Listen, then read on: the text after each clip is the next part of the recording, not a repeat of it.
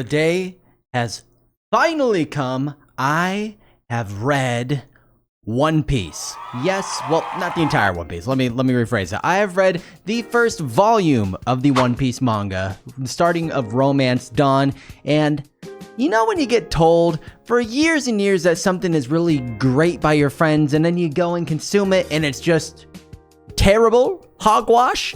Well, this time, all of you were right. All you manga readers, anime fans, everyone always said, don't watch the anime first, read the manga first. The pacing is so much better than the One Piece anime, and I've only seen bits and pieces of One Piece anime, and it's good.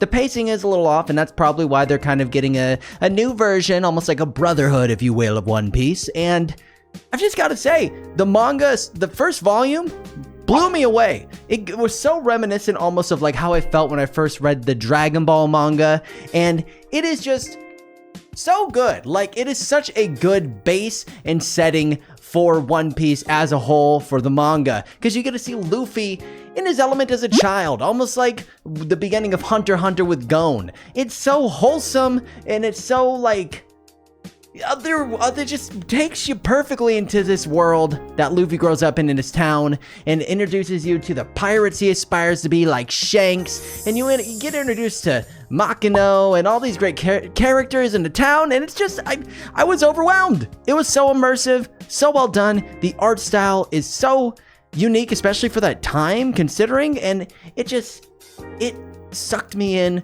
and I picked it up, and I could not stop reading it.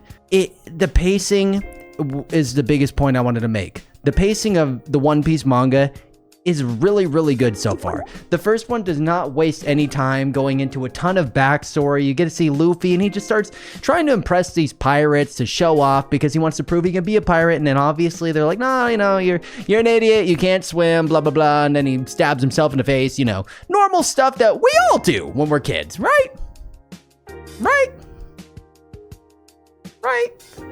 Anyway, then it goes on, and it's just cute and adorable to see Luffy like hanging around these guys and wanting to be kind of a D-gen in his own sense. And then they kind of get into these battles with they're like bandits. These bandits who think they're like super hot shit, and then they push Shanks around, and he's like, it's fine, no big deal. And then he kind of illustrates that it takes a man. It takes a goddamn man, Luffy, to get bullied and do nothing in return. Who cares? Whatever. But then they mess with Luffy, and oh man, they shouldn't have messed with Luffy, I tell you what. And then they go and they just destroy these bandits, like just willy-nilly, so quick, so easily, so cool. And I did not expect that. Like, I'm not a big One Piece consumer yet, but now I will be. And there's a scene where this dude just walks up and caps a dude in the side of the head.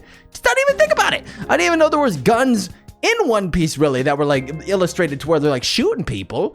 So yeah, it took me so by surprise in the best way possible. I am so stoked to keep reading the One Piece manga and consume all of this and see Luffy develop. But this one was such a good start to kind of get Luffy's backstory, which I never really knew much about. Like, I never knew he became like a rubber boy from consuming that little rubber, like, Oracle kind of deal, and then that's kind of the beginning of it all. So yeah, let me know what you think of the One Piece manga. I'm super stoked to keep reading. Give me recommendations of ones that you like or the volumes you think are the best. And as always, if you like the video, please subscribe, please like, comment, hit the bell notification, and until next time, weebs, I'll see you later. Bye.